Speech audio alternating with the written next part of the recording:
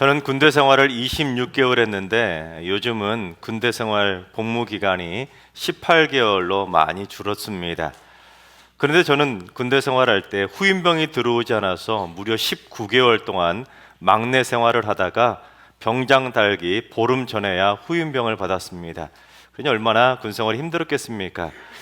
그래서 제가 군대 생활할 때 정말로 간절하게 바라는 것이 있었습니다. 저녁은 너무 먼 이야기였고 후임병은 언제 들어올지 몰랐기 때문에 제가 간절히 바랬던 게 있는데 그게 뭐냐면 사단 음호 경연대회입니다. 왜냐하면 이 음호 경연대회에 나가서 1등을 하게 되면 사단장 표창을 받아서 6박 7일간의 일주일에 그 포상휴가를 받을 수 있었기 때문입니다. 참고로 음호가 뭐냐면 쉽게 말해 암호입니다. 군대에서 부대와 부대 사이에 음호로 서로 통신을 하게 되는데 우리 한글을 숫자로 바꿔서 보내는 겁니다. 그러면 그 숫자를 받은 쪽에서 해독해서 글자로 바꾸는 것이 바로 음어입니다. 그래서 사단 사령부에 있는 음어를 취급하는 그러한 음어병들이 전체 다 함께 모여서 대회를 해서 1등을 하면 이 포상휴가를 받게 되는 겁니다. 그런데 어느 날 고참이 오더니 조금 있으면 음어 경연대가 있는데 네가 나가라는 겁니다. 왜냐하면 음어 경연대에 나가려면 음어표를 외워야 되는데 이게 만만치가 않거든요. 게다가 아무리 달달달 외워도 그 다음 달 되면 전체가 싹 바뀌어 버립니다. 그러니 외운 게 싹 숲으로 돌아가고 전달에 외웠던 게 짬뽕이 되니까 외우는 게 진짜 만만치 않습니다. 그래서 고참들은 나가기 싫으니까 막내였던 저에게 나가라고 한 거죠. 그래서 제가 오기가 생겨가지고 그래 누가 이기나 보자 하고 음어표 전체를 다 통째로 달달달달 며칠에 걸쳐서 외워버렸습니다. 그래서 나갔는데 어떻게 됐을까요? 1등을 해가지고 제가 6박 7일에 꿀맛 같은 포상휴가를 다녀왔습니다. 그러던 어느 날 고참이 또 오더니 조금 있으면 사단 음어 경연대회가 있다는 겁니다. 원래 예정에도 없던 군단에서 보안 검열이 내려와서 음어를 얼마나 잘 취급하는지 또다시 사단 음어 경연대회를 하겠다는 겁니다. 어떻게 했을까요? 또 완전히 바뀐 음어표를 제가 전부 다 싹 외워버렸습니다. 그래서 이번에도 나가서 1등을 해서 6박 7일에 포상휴가를 또다시 받게 됐습니다. 그러던 어느 날 이 고참이 또 오더니 조금 있으면 사단 음어 경연대회가 있다는 겁니다. 와! 그래서 제가 이번에도 또다시 음어표 전체를 달달 외워가지고 또다시 1등을 해가지고 6박 7일에 꿀맛 같은 포상휴가를 다녀왔습니다. 그렇게 조금 있으면 세 번의 휴가 다녀오니까 이 19개월의 막내 생활도 어느덧 끝낼 수가 있었습니다. 그러니까 저에게 19개월의 막내 생활은 이 암호 때문에 이겨낸 거죠. 고난이 유익이 된 것입니다. 근데 오늘 본문을 보면 예수님도 조금 있으면 계속해서 암호 같은 수수께끼를 내시는 겁니다. 그래서 지금부터 저하고 같이 이 암호가 무슨 뜻인지 암호를 한번 같이 풀어보도록 하겠습니다. 첫째, 조금 있으면 보지 못하지만 조금 있으면 다시 보게 되는 것입니다. 16절을 봉독합니다. 조금 있으면 너희가 나를 보지 못하게 했고 또 조금 있으면 나를 보리라 하시니. 여러분이 만약에 예수님의 제자였다면 여러분 이 수수께끼 같은 암호문을 풀 수 있겠습니까? 생전 처음 듣는 말인데 이걸 어떻게 풀 수 있겠습니까? 그래서 제자들도 그 뜻을 모르니까 서로 물은 겁니다. 너 이 말 뜻 무슨 말인지 알아? 나 모르겠는데. 너 알아? 너 알아? 하고는 서로 계속 물어봤는데 아무도 모르는 겁니다. 게다가 아버지께 가신다는 말은 도대체 무슨 말이야? 하고는 제자들이 지금 소위 멘붕에 빠지게 된 것입니다. 그처럼 당시 제자들은 물론 성경을 처음 읽는 사람들도 이 말씀을 딱 읽으면 이게 도대체 무슨 말씀인지 암호처럼 느껴지지 않겠습니까? 그런데 이게 무슨 말이냐면 오늘이 종려주일인데 이제 조금 있으면 예수님이 죽기 때문에 너희들이 나를 보지 못하게 되겠지만 다시 조금 있으면 내가 부활하기 때문에 너희들이 다시 나를 보게 된다는 것입니다. 3일 만에 부활하셔서 다시 보게 된다는 그 귀한 말씀을 해주신 것이죠. 그처럼 우리도 오늘 주님께서 죽으시면서 우리에게 주신 이 살과 피를 기념하며 성만찬 예식을 오늘 거행을 했는데 우리도 조금 있으면 다음 주일에 부활주일이 되어서 우리는 부활절 칸타타로 하나님께 영광 돌리며 다 같이 오늘의 이 고난을 잊고 부활의 기쁨을 조금 있으면 누리게 되는 것입니다. 그런데 이게 끝이 아닙니다. 예수님이 본문 바로 앞에서 또 다른 힌트 하나를 남겨주셨는데 그게 뭔지 13절 상반절을 봉독해 보겠습니다. 진리의 성령이 오시면 그가 너희를 모든 진리 가운데로 인도하시리니, 내가 부활해서 너희가 나를 다시 만나게 될지라도 다시 내가 아버지께로 가기 위해서 승천하기 때문에 하늘로 올라가니까 너희들 다시 나를 보지 못하게 되지만 또 다시 조금 있으면 누가요? 진리의 성령님께서 오시기 때문에 성령님 통해서 다시 나를 만나게 된다는 겁니다. 그래서 제자들이 오순절에 어떻게 했습니까? 그 성령님이 오심을 기다리면서 마가의 다락방에서 간절히 기도하자 결국 그 말씀하셨던 성령님이 임하셔서 예수님을 다시 만나게 된 것입니다. 그래서 오늘 말씀에서 예수님이 자꾸 조금 있으면 말씀하셨던 그 반복적인 암호의 의미는 무엇이냐? 그건 바로 우리가 이 세상을 살아갈 때 주님이 없어서 고난을 당하더라도 조금 있으면 누가 오신다고요? 성령이 우리에게 임하셔서 우리가 그 고난을 이길 수 있는 힘을 주시기 때문에 참고 견디라는 것입니다.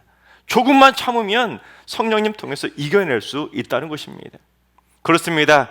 우리 그리스도인들은 주님의 부재와 주님의 임재 그 사이에 있는 존재들이기 때문에 설령 주님이 없는 것 같은 주님의 부재를 느끼는 고통과 고난 속에 있을지라도 조금만 기다리면, 조금만 더 참으면 성령의 임재를 통해 주님을 만나고 인격적인 주님을 체험하게 되는 것입니다. 그래서 우리 인생에 고난이 닥쳤을 때 낙심하고 전망할 것이 아니라 조금만 더 참자, 조금만 더 참자, 조금만 더 참자 하고 믿음으로 그 고난을 참고 견뎌내야 되는 것입니다. 왜냐하면 조금 있으면 보혜사 성령님, 진리의 성령님이 우리에게 오시기 때문에 그 성령의 힘을 얻어서 우리가 고난을 이겨낼 수 있기 때문입니다. 여러분 믿으십니까? 우리 옆 사람에게 이렇게 한번 인사하겠습니다. 조금만 참읍시다. 바라옵기는 우리 모두 조금만 더 참고 견뎌서 우리 모두 다시 오실 주님의 그 성령의 임재를 꼭 체험해서 이 세상의 그 어떤 고난도 성령 충만으로 이겨내시기를 주님의 이름으로 축원합니다. 근데 예수님께서 너희가 조금 있으면 나를 보지 못하겠지만 조금 있으면 나를 다시 보게 된다고 하셨던 이 말씀에 주어를 우리 그리스도인들로, 바로 여러분들로 바꿔도 그 의미가 통해질 수가 있습니다. 무슨 말이냐면 제가 예언 하나 하겠습니다. 이 자리에 계신 우리 모든 성도님들 전부 다 100년 뒤 이 자리에서 다시 만날 수 있는 사람 아무도 없습니다. 이 100% 정확한 예언 아니겠습니까?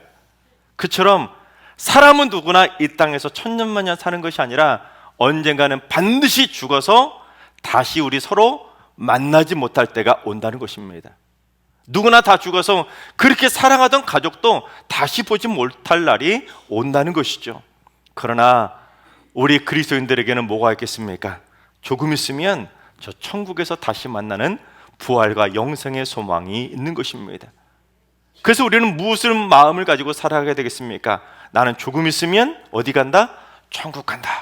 이 소망을 가지고 천국 가서 내 사랑하는 부모님도 만나고 사랑하는 배우자도 만나고 내 사랑하는 자녀들도 만난다. 이 천국 소망을 가지고 조금만 더 참자, 조금만 더 참자, 참고 견뎌낼 수가 있게 되는 것입니다. 바라옵기는 우리 모두 조금 있으면 저 천국에서 우리 모두 다 같이 다시 만나게 되시기를 주님의 이름으로 축원합니다. 둘째, 조금 있으면 근심하게 되지만 조금 있으면 기뻐하게 되는 것입니다. 제자들이 예수님의 말씀의 뜻을 이해하지 못하고 서로 막 도대체 이게 무슨 말이냐 막 묻고 있자 예수님이 제자들한테 뭘 그렇게 서로 묻고 있느냐 하고는 예수님이 이 말씀의 뜻을 풀어서 설명해 주셨습니다. 그런데 문제는 예수님께서 그 말씀의 뜻을 풀어서 설명해 주시려면 정답을 콕 찍어가지고 암호를 해독해 주셔야 되는데 해독해 주시는 것이 아니라 또다시 못 알아듣는 암호를 툭 던져주신 겁니다.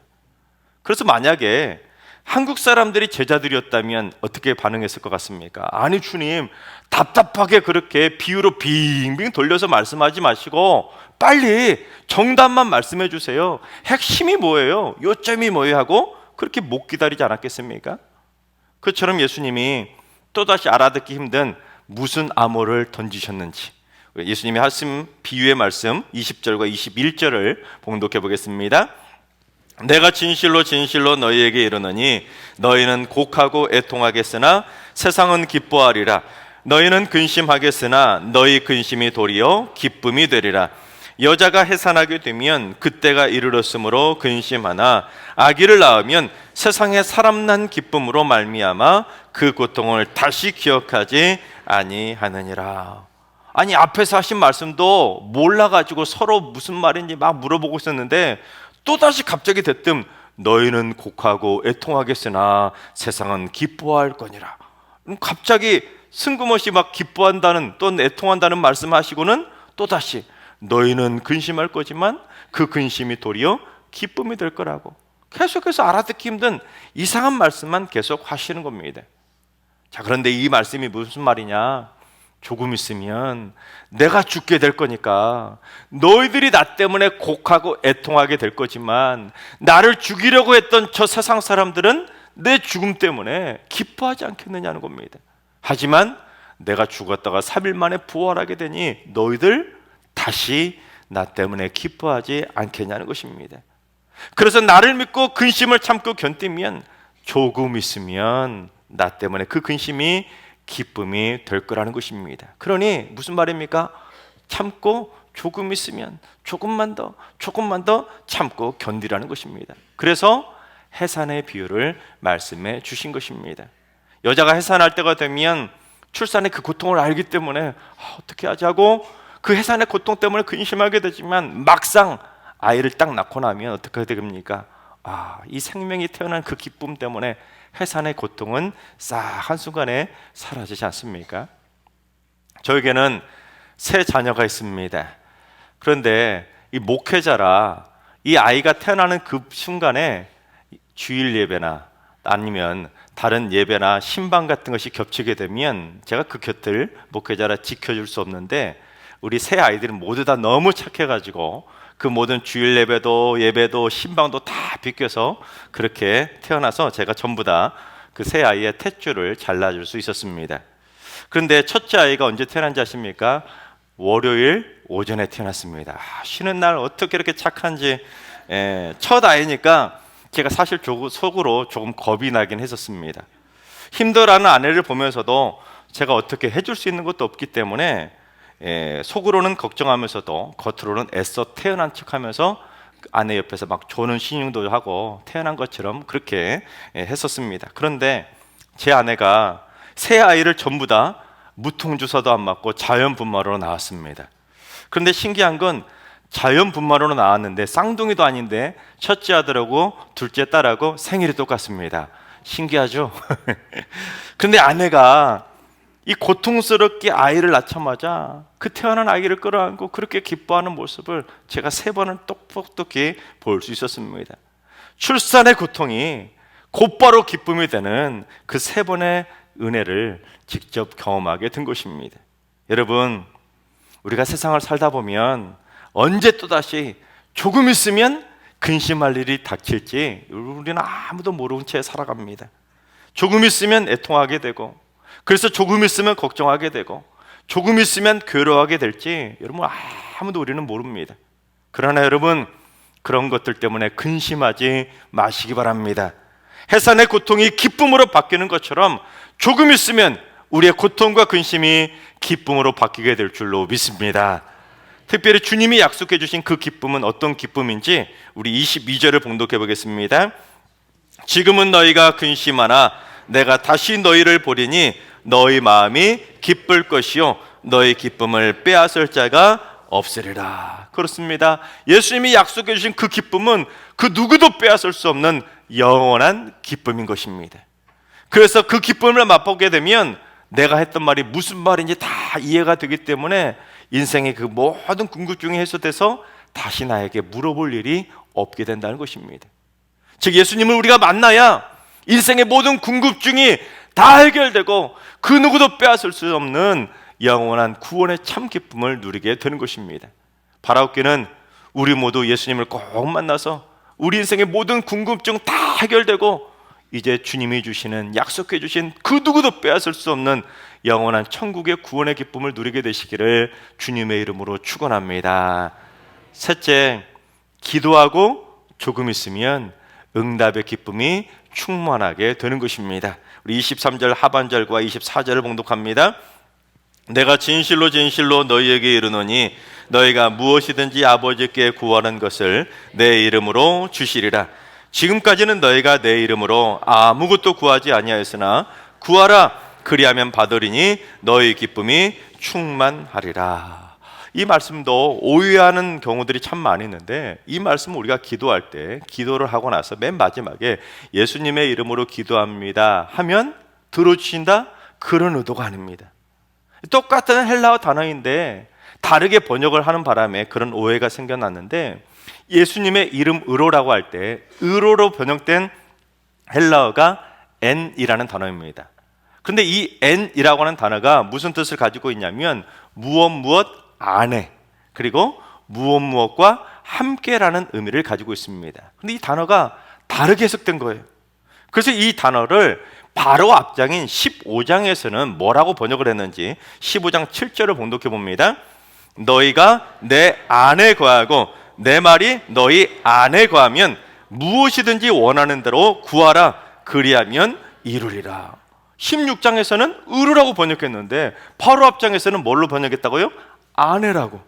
그러니까 너희가 지금까지는 내 안에서 내 이름으로 기도하지 않았는데 이제는 내 안에서 기도하면 무엇이든지 구해봐, 그러면 내가 다 응답해줘서 너희 기쁨이 충만하게 된다는 것입니다.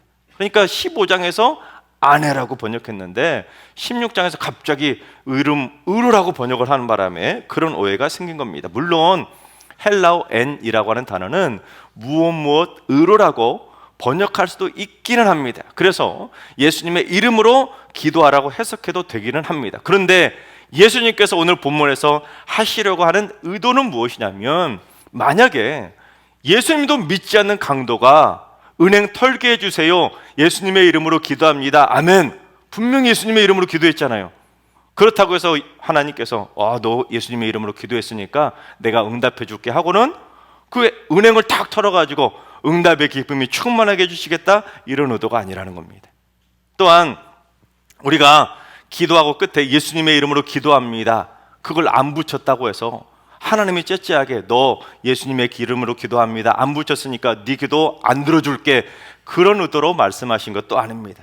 그러니까 예수님의 이름으로 기도한다는 말의 뜻은 우리가 예수님의 안에서, 예수님 안에서 기도한다는 의미인 것입니다. 자, 그렇다면 그러면 예수님 안에서 기도한다는 의미가 무엇인가, 그걸 알아야 되지 않겠습니까? 빌립보서 2장 5절을 봉독해 보겠습니다.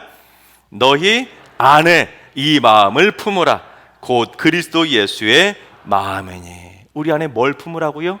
예수님의 마음을 품으라는 겁니다.